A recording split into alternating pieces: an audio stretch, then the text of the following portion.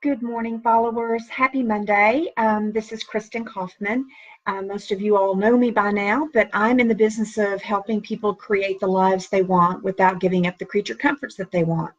And this morning, I wanted to share with you all a couple of thoughts actually that came to me when I was coaching some of my clients last week. And, I'm a big believer that our self-awareness and what really makes us tick and why we do what we do is the fuel that gives us, the energy to continue to contribute in the way in which we want.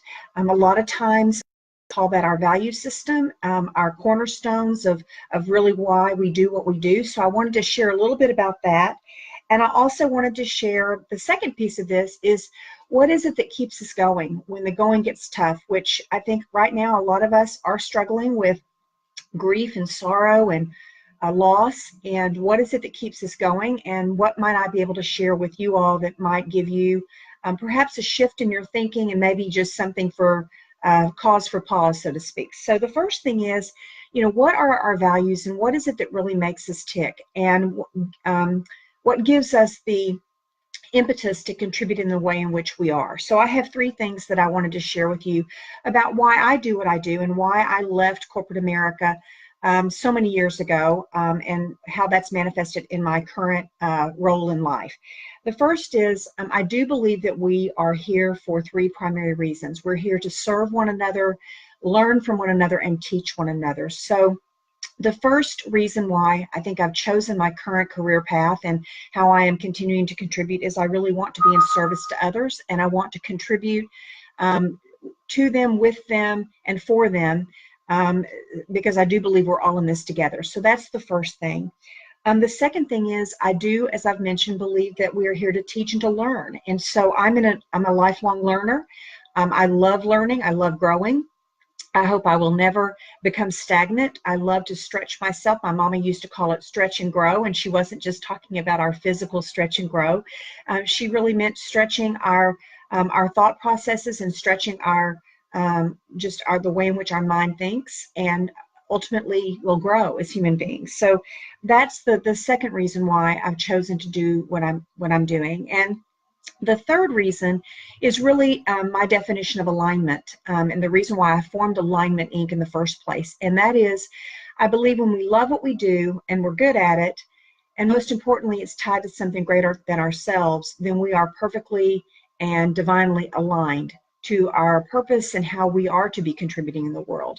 And anytime that gets kind of out of kilter, where maybe we don't love what we do anymore, or perhaps we're not as good at it because we don't love it anymore, or really it's not tied to something much greater than ourselves, like contributing to someone else's success or to a cause or a purpose that we find and hold most dear, then we are not aligned. And I think we've become wobbly in our careers and how we want to contribute. So that's the third reason why I've chosen to do what I do. I do love what I do. I love working with other people, and they are indeed helping me become the better person as well. I want to reach my own potential. I want to actualize my highest potential, and I think we do so by interacting with others and being awake and present to how those people can help us grow and learn and continue to improve. So those are the three value systems, if you will, as to why and how I got into this business and why I'm doing what I'm doing now. And then the second question that a lot of people ask me is, well, Kristin, how in the world do you stay on point, and how do you stay focused? And there were a few things that I think were consistent in when I started really evaluating over the weekend, why is it that I do what I do? The first is, I am disciplined. I'm a very disciplined person. I learned that early in my life through my mom and daddy. They were very disciplined people, and they expected us to be the same. And that discipline is all around what I call health. Being healthy. And healthy is not just being thin and fit, although I did lose 40 pounds in the last couple of months. Since October of last year, I've lost 40 pounds. And I do try to do my yoga every day, and I try to stay healthy physically. But really, it's more than just being healthy physically. It's about being healthy with our finances and making sure that we are out of debt and that we are putting money away and that we are healthy in our spiritual life and we're staying centered to our divine connection with our higher power. All of those things contribute to what I would call healthy, being healthy in your life.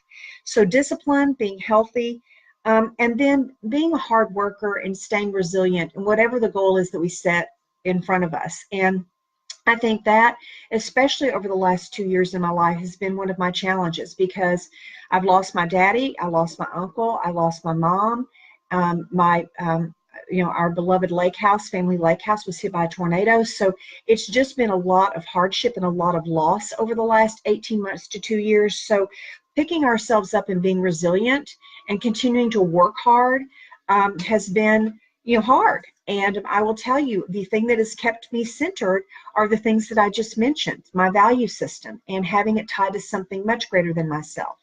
So the last thing that I would like to share, and this is actually a book that was my mother's. It was given to her by her dear friend Pat back in the 1970s, if you can believe it.